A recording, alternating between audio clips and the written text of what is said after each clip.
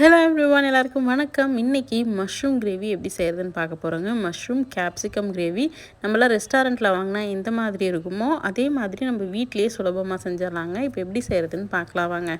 ஒரு கடாயில் ஒரு டேபிள் ஸ்பூன்லேருந்து 1.5 டேபிள் ஸ்பூன் அளவுக்கு ஆயில் சேர்த்துக்கோங்க. Normal sunflower oil.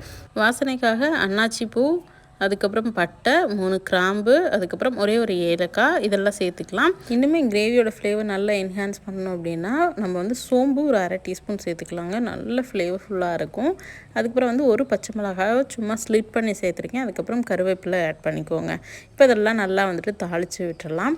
இப்போ வந்து 4 பல் பூண்டு நல்லா வந்துட்டு சின்ன சின்னதாக கட் பண்ணி வச்சுருந்தேன், அதை ஆட் பண்ணிக்கலாம். இது நல்லா தாளித்து நல்லா கோல்டன் ப்ரௌன் ஆகணும் இந்த மாதிரி. இதுக்கப்புறமா நம்ம ஆனியன் சேர்த்துக்கலாம். ஆனியனும் பார்த்திங்கன்னா ஒரு பெரிய வெங்காயத்தை சின்ன சின்ன பீசஸாக கட் பண்ணி வச்சுருந்தேன், அதை ஆட் பண்ணிக்கலாம். நம்ம வந்துட்டு ஆனியனும் அதுக்கப்புறம் வந்துட்டு அதாவது வெங்காயமும் பூண்டு மட்டும்தான் வந்துட்டு இதில் அப்படியே சேர்த்துறோம். மீதியெல்லாம் அரைச்சி தான் சேர்த்து போகிறோம், ஏன்னா கிரேவி திக்னஸ் கிடைக்கணும் அப்படின்றதுக்காக. வெங்காயம் நல்லா வதங்கினதுக்கப்புறமா ஒரு பெரிய சைஸ் வெங்காயத்தை தண்ணி ஆட் பண்ணாமல் நான் அரைச்சி வச்சுருந்தேங்க, அதை ஆட் பண்ணிக்கலாம். வெங்காயம் நல்லா வதங்கி பச்சை வாசம் போனதுக்கப்புறமா தக்காளி ஆட் பண்ணிக்கலாம். தக்காளி பார்த்திங்கன்னா அப்படியே ஆட் பண்ணாமல் பியூரேவாக ஆட் பண்ணுறேன். இது வந்துட்டு பார்த்திங்கன்னா ஒரு 2 மீடியம் சைஸ் தக்காளியை தண்ணி ஊற்றாமல் சேர்த்துருந்தேன். மிக்சியில் சேர்த்து அரைச்சிருந்தேன், அதை வந்து இதில் சேர்த்துக்கலாம். இப்போ இதை நல்லா கலந்து விட்டு ஆஸ் யூஷுவல் நல்லா மூடி வச்சு எண்ணெய் பிரிஞ்சு வர அளவுக்கு நம்ம கொதி விட்டுடலாம். தண்ணியெல்லாம் எதுவும் ஆட் பண்ண வேண்டாங்க. நம்ம வந்து கிரேவி திக்காக கிடைக்கணுன்றதுக்காக தான் வெங்காயத்தையும் தக்காளியை அரைச்சி சேர்த்துருக்கோம். அதனால் கிரேவி கன்சிஸ்டன்சி நமக்கு வந்துடும்.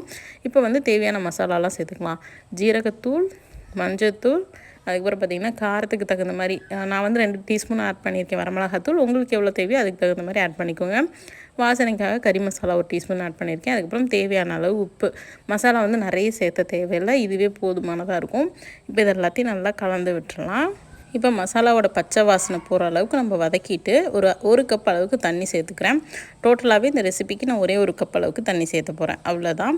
இப்போ இதை நல்லா கலந்து விட்டுட்டு நம்ம வந்து மூடி போட்டு மூடி வச்சிடலாம். நல்லா எண்ணெய் பிரிஞ்சு கிரேவி நல்லா திக்காக வரணும். அதுக்காக இப்போ கடைகளில் நம்ம வாங்கும்போது நல்லா திக்காக தான் கொடுப்பாங்க இல்லையா, அதுக்கு மோஸ்ட்லி காரணம் வந்து அவங்க எல்லாத்தையும் அரைச்சி சேர்த்துக்குவாங்க. கொஞ்சமாக நம்ம கண்ணில் தெரிகிற மாதிரி வெங்காயம் தக்காளி மட்டும் லைட்டாக போட்டிருப்பாங்க.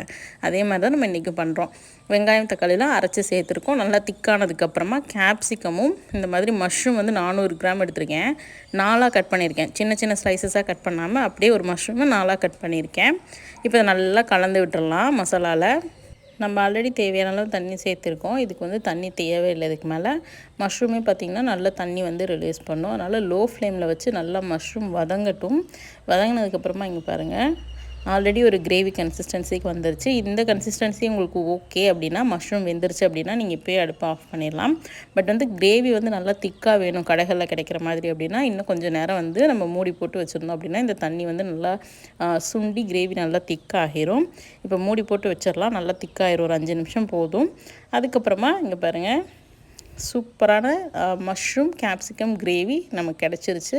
இப்போ ஃபைனலாக கொஞ்சமாக வந்துட்டு மல்லியில் போட்டு இறக்கணுன்னா நமக்கு வேலையே முடிஞ்சுங்க. இது வந்து நம்ம சாதத்துக்கு, ரொட்டிக்கு, நான்கு, பரோட்டாக்கு எல்லாத்துக்குமே வச்சு சாப்பிட்லாம். ரொம்ப நல்லாயிருக்கும். இங்கே பாருங்கள், ஃபைனலாக கொஞ்சம் ஃப்ளேவருக்காக நான் வந்து மல்லியில் நறுக்கி வச்சுருந்தேன், மல்லியில் ஆட் பண்ணியிருக்கேன். அதுக்கப்புறம் பார்த்திங்கன்னா கரம் மசாலா ஒரு 1/4 டீஸ்பூன் ஃபைனலாக ஆட் பண்ணுறேன். இப்போ அதை மூடி போட்டு வச்சிடலாம். சர்வ் பண்ணும்போது எடுத்துக்கலாம்.